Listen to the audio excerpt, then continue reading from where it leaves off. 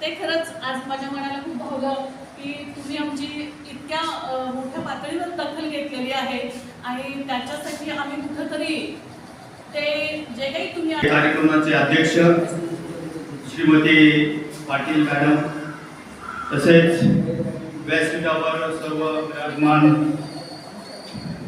मंडळी आणि मान्यवर सज्जन, आपण सर्व आता 21वी शताब्दीचे तिसऱ्या दशकात आहोत.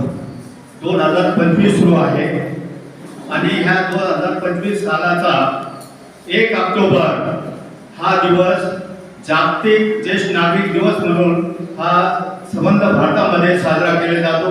प्रत्येक प्रांतात साजरा केला जातो. ज्येष्ठ नागरिक हे सतत दिवसेंदिवस हे आपल्या देशात वाढत आहे आणि जगात वाढत आहे. ज्येष्ठ नागरिक हे राष्ट्राची संपत्ती आहे असं संबोधले जाते.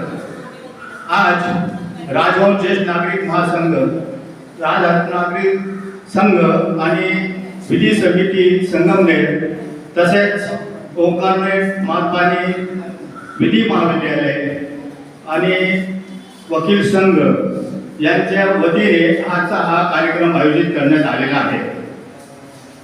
आपल्याला आज असं सांगावं वाटतं की मॅडम आमचा सण फक्त आमचे मुलं आणि मुलीकरिता असं नाही तर आपला प्रशासन सुद्धा करतो. त्याचं कारण असं की जो maintenance and welfare of the parents and citizen act 2007 आलेला आहे त्याच्यात स्पष्ट 25 सेक्शनमध्ये असं नमूद आहे की जे काही कंप्लेंट्स पालक पोलीस डिपार्टमेंटकडे करतील तर that will be the cognizable आणि बेलेबल. परंतु डिपार्टमेंट हे करत नाही. उलट ते सांगतात की तुम्ही असं आम्हाला एक